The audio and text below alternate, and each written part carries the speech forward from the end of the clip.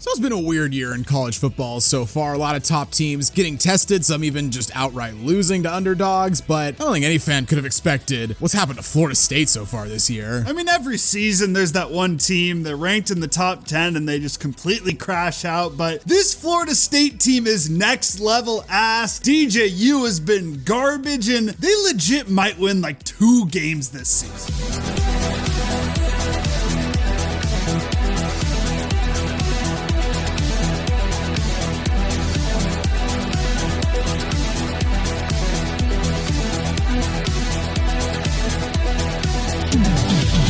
Before we start talking about Florida State, if you haven't already, make sure to leave this video a like, give us a subscribe, and hit that notification bell so you never miss out on one of our videos. And if you want to see more midweek videos like this, let us know in the comments down below. We're going to be experimenting with them over the next couple of months, probably not one every single week, but hey, there's a lot going on in the sports world right now and a lot that we want to talk about. So like I said in the intro, college football this year has been pretty unpredictable. I mean, Notre Dame went down in Northern Illinois. You had top teams like Oregon struggle with Idaho and Boise State. Alabama was getting a game from South Florida for a little while. But I mean, this Florida State team, they're 0-3 at this point. And are they the worst top 10 team in like college football history? I mean, the most recent one I can think of is like 2016 Notre Dame was ranked top 10 and finished 4-8. But like you said, with the schedule the Seminoles got left, 2 wins, maybe 3. I mean, that Michigan team in what was it, 2007 had that pretty bad start. Oh yeah, the App State loss. But even then, they finished 9-4. Yeah, they still had a strong finish. Like, this Florida State team is on track. And we'll talk about the schedule more later. It's not looking too good for them. They're coming off that season when they go undefeated. They get snubbed from the College Football Playoff. Like, we had never seen anything like that in the CFP so far, and we're not going to see anything like that again with the expanded playoff. And I know they lost like so many players. You lose 10 players in the draft. They lost a lot. Jordan Travis, obviously at quarterback, you're bringing in a lot of new faces, but the defensive line was hyped up, all off season, and I had some,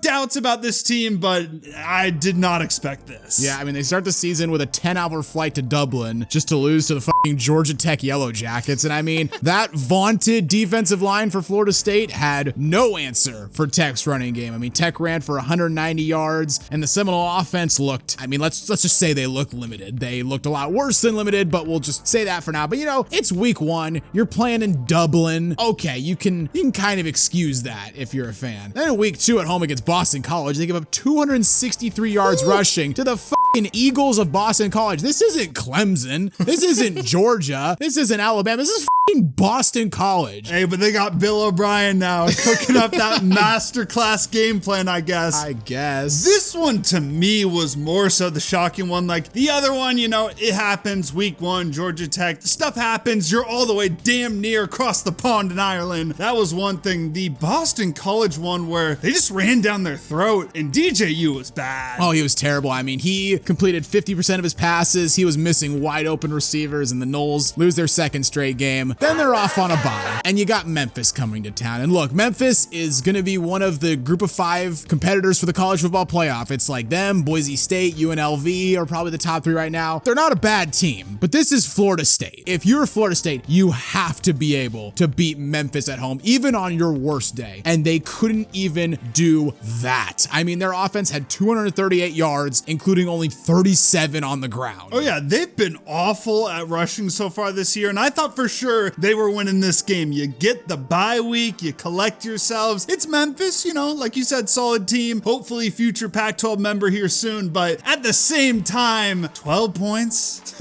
against Memphis? You're Florida State. You're one of the premier programs in the country. I mean, they literally just don't have it this year, and at this point, the season's over. Like some years, maybe you start 0-3, but it's all out of conference, so you can say like, oh, once conference play starts, like we'll get going. They've lost 2 ACC games already. They're already down in conference play, and how about the fact they paid Memphis $1.3 million to come in to beat them? What's worse, them paying that to Memphis or them paying whatever they paid DJU to come and stink it up? I mean, probably both, because they could pay that to their lawyers to try to help them get out of the ACC. Let's start with the quarterback. And look, as an Oregon fan, I need to be a little bit careful because I have a vested interest in keeping the Mandalay family happy because Mateo is tearing it up on the defensive line for Oregon right now. But we both watched a lot of DJU last year because he was at Oregon State. You watched him twice in person. I watched him once in person. And I don't know about you, but I was never overly impressed with him at Oregon State. Yes, he threw for 2,600 yards, 21 touchdowns, 7 interceptions. That sounds fine, especially for that Beaver offense that had a really good offensive line and liked to run the ball with Deshaun Fenwick and Damian Martinez. But he only completed 57% of his passes. And in all the games where the Beavers were down and they needed him to throw the ball effectively, he just couldn't do it. The Wazoo game, the game against the Huskies, on the road at Oregon to end the year, like, he's inconsistent. He's got a strong arm. He's got a really strong arm. But when you need him to consistently push the ball down the field and make good decisions, he just can't do it. I mean, that's spot on. I had a soft spot for him because a 5-star playing at Oregon State, I can't even think of like the last one to do that before him. And he was better than Ben Gulbranson. Yeah, Ben Gulbranson the season prior was straight ass. So it was still an upgrade. I thought he was fine there. Like you said, in the big games when they needed him most, he did come up a little bit short, but stats were solid. And I thought he was overall solid. I mean, a little bit disappointing, but solid. I thought Florida State would be kind of like a good fit. Like obviously Clemson didn't work out. You go down to Oregon State, you know, a smaller school, less pressure. No one's even really paying attention to the Beavers out there in the Pacific Northwest. I thought Florida State coming back in the ACC would have been a good shot for him to kind of prove himself, you know, get back to that moment. No, it did not happen. Yeah, I mean, I kind of felt the same way. I was like, okay, Florida State, strong supporting cast, you know, similar to Oregon State, strong supporting cast, strong running game, good defense. DJU can play that role of game manager. But man, I mean, you can tell the Florida State coaching staff just doesn't trust him. In the game against Memphis, the first pass he threw past the line of scrimmage was like at the very end of the first quarter, and that was that bomb down the field where he threw that interception. Like,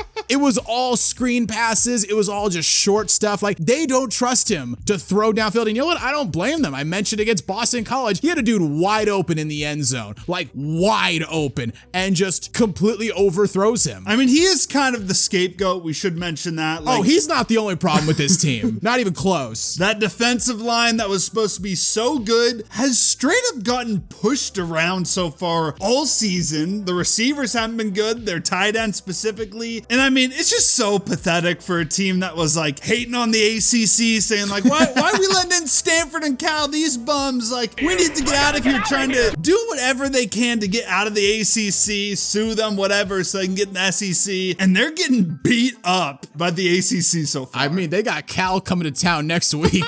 And if they're not careful, Cal's going to turn Doak Campbell Stadium into Woke Campbell Stadium. Yeah.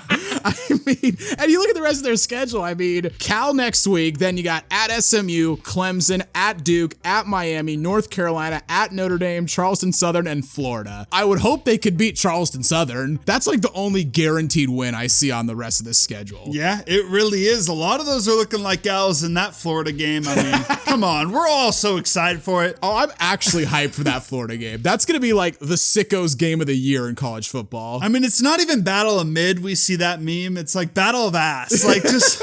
It's so funny that Florida and Florida State, which have been the good programs in the state of Florida, both have won titles in the past 20 years. Now they're ass, and you got Miami looking really damn good. Like a legit contender this season. They haven't been good the entire time we've been alive, basically, since back when it was the U and they had, you know, Ed Reed, Ray Lewis, all those boys. So funny to see how the Florida programs have completely flipped. Yeah, and I mean, I didn't think Florida State was going 13-0 this year, but I thought for sure, you know, after the snub of last year, getting bulldozed by Georgia in the Orange Bowl, I thought they were going to come out with like that, you know, revenge tour mindset, us against the world, kind of like what Michigan had this past year. Maybe it had the opposite effect. Maybe it just broke them, and they're not going to recover from it. I'm just so excited to see this train wreck. Like, it's must watch every week. You just want to see it get worse and worse. That's the video, guys. How do you think the rest of the season goes for Florida State? I'd love to hear what you have to say in the comments down below. If you enjoyed the video, consider leaving it a like, as it really does help us out. And while you're here, why not check out some of our other videos as well? And don't forget to subscribe to Synthetic Sports.